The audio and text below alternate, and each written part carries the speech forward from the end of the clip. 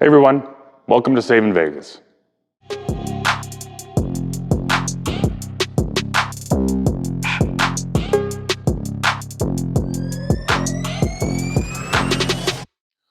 I'm pretty excited today. I got a nice set of Cerwin Vega 417R speakers in the shop, and I'm going to be doing some work to these. These are a pretty rare model for me to find around here.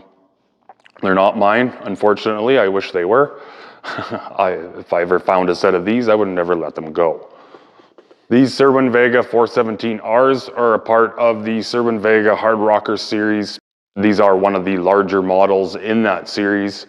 Yeah, like I said, very, very rare. You don't see them around very often. These would be some of the better built speakers from Cerwin Vega. These were made in what some people would say is probably the best time in hi-fi, the late 70s. These were made probably in 1977, 78, somewhere around there. Like I said, late 70s. They used some pretty good drivers in these speakers. These mid-range drivers are what most people consider probably the best mid-range that Cerwin Vega ever put out. These, however, haven't really had the easiest life, like a lot of Cerwin Vegas usually, and a lot of times the bigger ones too. They weren't called a party speaker for no reason. They were the party speaker, and most people used them for that. Looking at the veneer on these speakers, it's not terrible. You can tell there's some moisture damage and probably a lot of stuff spilt on these guys over the years. Again, little chips and whatnot in the veneer here and there, but I've seen a lot worse. These have held up pretty good over the years. Luckily, the owner of these found them at a garage sale. I think he said he paid 20 bucks for them. They were in pretty rough shape. He said the cones were badly damaged and I'm not sure what else, but it would have been in the late 90s, I think he said. So somewhere around there, 98, 99, we'll just say 99.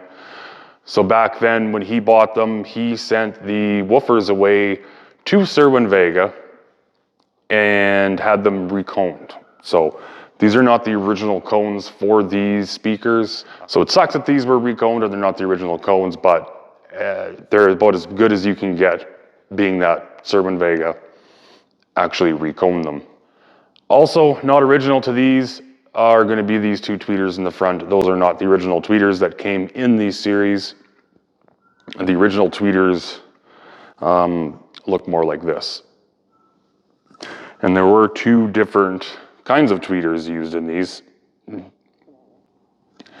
And we're going to go through all that and go through what goes where and how these should be hooked up and all that. When I got these, the wires were all mixed matched, hooked up to the wrong thing.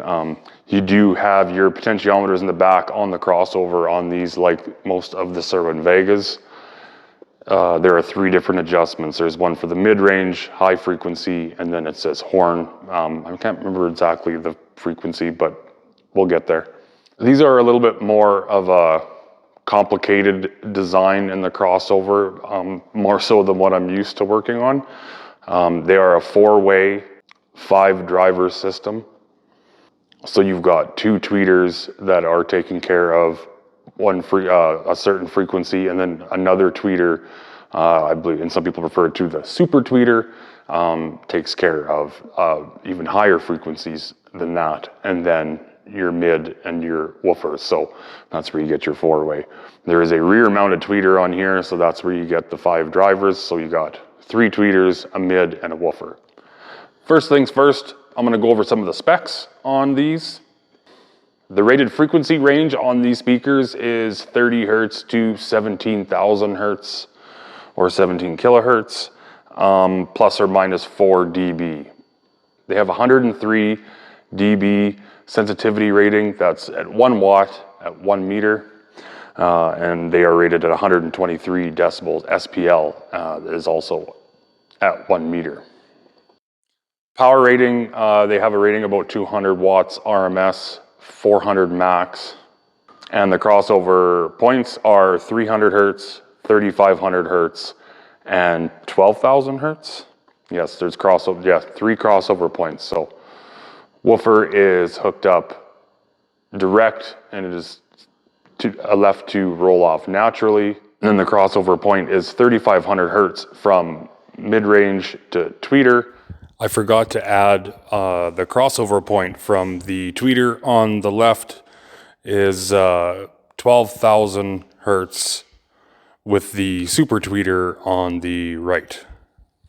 So that is one of the things I've been kind of going through. It's a little more confusing with these crossovers is the tweeter design is something you don't see a lot very often anymore. And it's something that Cerwin Vega did a lot in these vintage models was rear firing drivers, whether it was a horn mid or in this case, tweeter mounted in the rear. So these speakers really benefited from proper placement in the listening room, mainly because of that rear firing tweeter, and it is meant to reflect off of the wall behind it. And these are also rear ported, so it's got a slot port in the bottom. So, and that goes with any rear ported speaker is room placement's gonna play a big factor in that. So, but in this case, not only in the bass response and the listening position, but also in the higher frequency because of the rear tweeter. So this would be an earlier version of this speaker because of the basket, because this is an earlier version of the speaker because of the woofer that is in it. There was 2 different styles of woofers used in these. The first generation using a black stamped steel basket, a Hepner made woofer for Cerwin Vega. And then there was a later version of these that had the typical die-cast aluminum basket. And it's pretty easy to tell just from looking at the outside which is which, because of course you're going to see, if it was the die-cast aluminum, you're going to see that on the outside because it does protrude past the front baffle a little bit. And in this case, you don't see any of that aluminum, and it is clearly a stamped steel basket. So I'm assuming this is an earlier version because of that. Both of which those woofers are a 15-4W woofer, but one with the stamped steel, one with the die-cast aluminum. You move up to the mid-range. That's an MF61 mid-range. Some people will argue and say that is probably the best sounding mid-range Cerwin Vega ever made. Of course, that's subjective. Everybody has their own opinion. I do like the sound of these. They are very, very nice. There is no proper replacement mid-range drivers that are going to be exactly like this, so super important to keep those in good condition. I know they're 50 plus years old. They get brittle over time, but thankfully these speakers both have properly operating mid-range drivers. So the owner of these in 1999 sent them to Cerwin Vega, had them woofers reconed at the same time, got them to send him new tweeters for his speakers. They, of course, didn't have those speakers available. I was actually even surprised that they had these available because those were still, they're an older tweeter and most commonly seen in the digital series, D1 all the way through to D9. They were using other models as well. These ones, however, actually have newer markings on the back of the magnet, the markings that are most commonly seen in a lot of the VS, the RE speakers like that. So it's kind of interesting that they still had some of these laying around, and maybe the magnet structure they changed was a little different than the originals because it would have been the newer stuff. So these are not the original ones. They're not the proper tweeters that are supposed to be in this speaker. So that's one thing I will be tending to these, and yeah, can't wait to get started on these and fix them up. There will be a video series following the work that I'm going to be doing with these guys. Of course, a typical foam. These are pretty rotted. You know, 1999, we're looking 23, 24 years old. That's about as much time as it takes for those foam surrounds to start rotting and falling apart. So nothing new there. That's a very common Cerwin Vega trait and a lot of other speakers that used foam surrounds. So that's not a big deal to fix up, but it's going to be sourcing the proper tweeters and getting all that fixed up, and then some crossover work.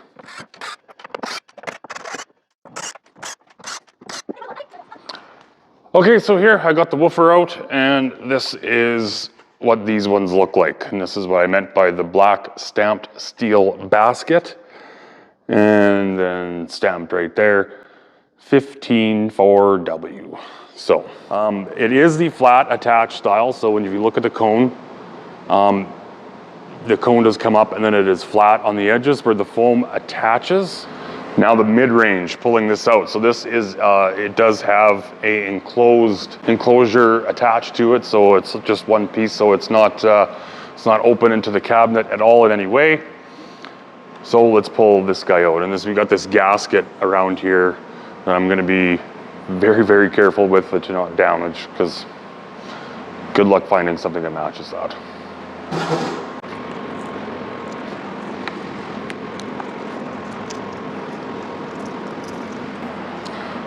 So when taking it off, you get a little bit of that front finish coming off, which is fine. This can be cleaned up, that can be cleaned up, and I will be re-gluing this to that once it's reinstalled.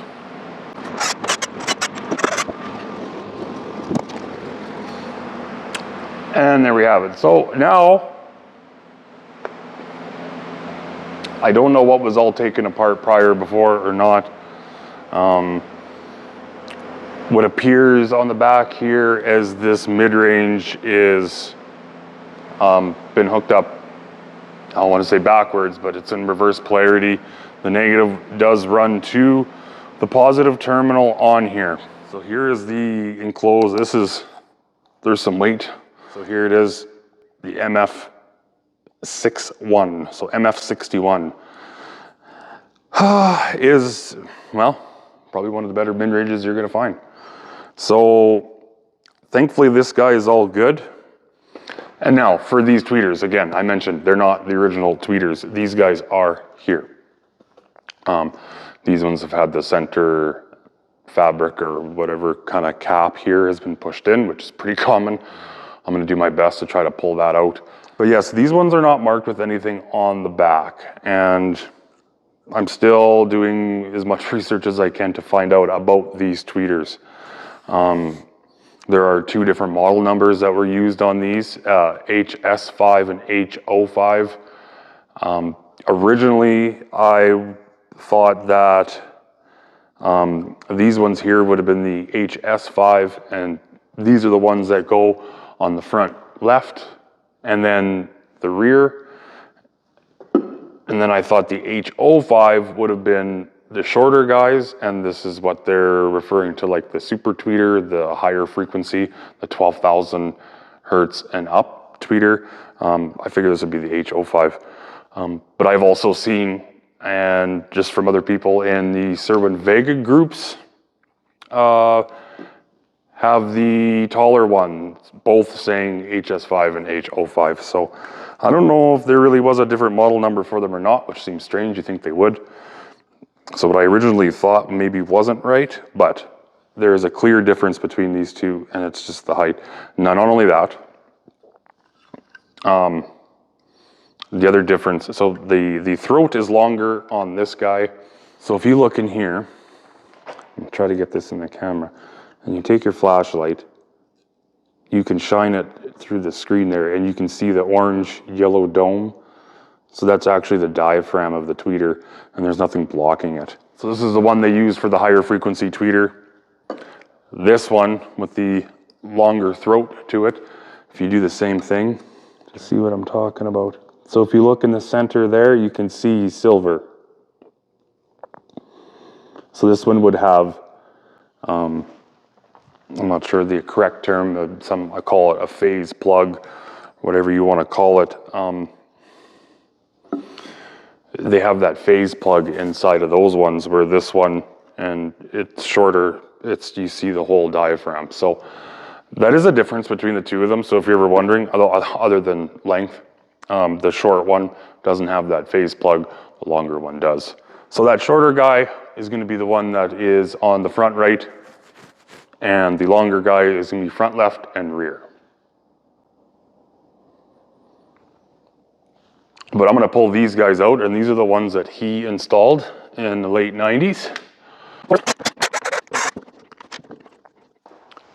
Okay, so what you were seeing, that silver piece you were seeing in the other ones, it's a lot clearer to see these ones, seeing there's no screen over top of these. All of these tweeters will have this. So now, like I said before, these will usually be marked with either a CS5 or CG5. The CS5 being the higher power handling and CG5 being the lower power handling. These are the smaller, it is a smaller magnet on these. It is marked saying 8 ohms. So on the back it is marked Cerwin Vega, and it is LSH-SA2010. So this would be pretty much the CG5. And it wouldn't be the C5 because it doesn't have the gloss finish. It's more of a flat finish on the inside, where the C5 they're shinier in the middle. So this would be a CG5, just not marked on the back, because these were kind of a newer, thrown together for him in the 90s kind of thing, which is kind of neat. I've never seen one of these tweeters with that magnet, or with those markings on the magnet anyways. But it must be the same size, so they must have used the same magnets for other tweeters in the newer models. So I'm gonna pull the other one out. So this one had the green wire on it, and that's on the front right. It's also marked in tape saying front horn R, so front right. So that might have been where it was when he pulled them apart. Again, I don't know if that's right, because I think the green is supposed to go to the rear, and that green is, the green wire is going to the tweeter. That is actually adjustable on its own from the back, so you can adjust that rear horn. So that's why these greens have got to go to the back. You're adjusting the wrong thing now. I'm pretty positive on the placement of everything on these speakers right now, so I think the only thing that is kind of, I'm kind of second guessing or trying to figure out is which side that super tweeter, that's 12,000 hertz and up in the frequency range, which side that's supposed to be on. In my mind, it made sense that you would have it on this side, and then you've kind of got your line for your woofer, your mid, and your tweeter, and then they have that higher frequency one off to the side. I don't think it's really going to matter a whole lot. As long as they're both the same, most people aren't going to notice the difference anyways. So now I just kind of wanted to get a little closer up inside here. When I was talking to him about it, when he got them, the damping material that they used in here, he said was really chewed up, and there's a good chance that maybe some unwanted rodents got inside there and made their way. And he said it was really, really ripped up and kind of screwed up. So he had told me he took some blankets and folded it up and kind of stapled them in there. Nothing wrong with that, actually. I mean, that would have done the trick. It's maybe a bit much and a little thick, and maybe would have taken up some of the airspace, but not really. I will be removing all this, and again, I've used on other speakers is usually just a carpet underlay. But this is what you've got on the inside. We've got a brace here, because this is pretty thin in between the mid-range and the woofer, so they got that really well braced. And I think that's the only one in here. So I might be adding some bracing in here. I think that's what I'm gonna do. Just help stiffen everything up for these big 15s pounding away in here. If you can look in here, you can see the crossover. We're gonna spin this guy around and pull that out. And then there you can see the rear tweeter was the original tweeters that were with it. It was just the front two that were changed out. So I'm gonna give this thing a spin and start taking the rest of the stuff out. So here we've got the back. I guess I'll go through a little bit of this before I start pulling anything apart, but this is what I was talking about. The rear slotted port. Very common on this era of Cerwin Vegas. Here's your crossover, plate, terminals, fuse protection, circuit breaker, and all your adjustments are all on this plate. Now, if you notice, this one does say model 15T on it. So again, very common. Cerwin Vega did this a lot with a lot of their models. They, as long as it was the same, the proper crossover plate, They just used whatever they had. And the other one actually does have a 417R sticker over that 15T. So on the back, you've got high frequency, and that's above 3,500 hertz. So you're going to adjust, that's your adjustment for that. You've also got horn adjustment, and that is going to be adjusting the level of 2,000 hertz to 15,000 hertz. And then you've got your mid adjustment, and this is strictly the mid-range driver, and it is 150 hertz to 3,500 hertz. So you actually get 3 different adjustments on here, so you can really kind of tune these to your room depending on how you have them placed. And then yes, the factory rear horn. So I'm going to pull that out.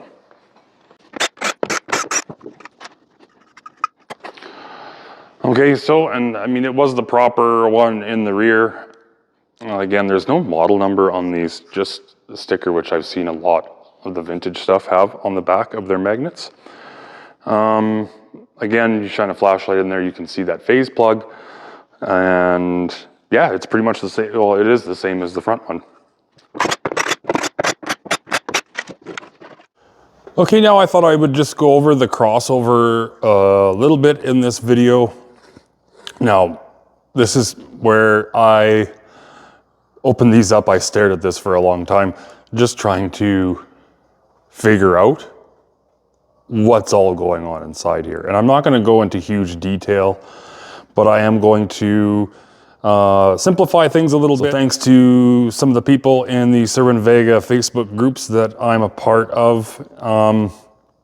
They were able to help me out. Basically, I was looking for members of the group that had these speakers just to confirm where all the wires go. And just confirming that the proper wire is going to the proper tweeter. Now, the woofer is always red, so that's your positive lead. This goes to the positive terminal on the woofer, and then the negative. The negatives don't matter. Negative and negative, they're all the same. They just get hooked up. But these are the wires that are the most important. So yes, red to the positive terminal on the woofer. Yellow is always mid-range. This does not go to the positive terminal on the mid-range. The mid-range is hooked up in reverse polarity.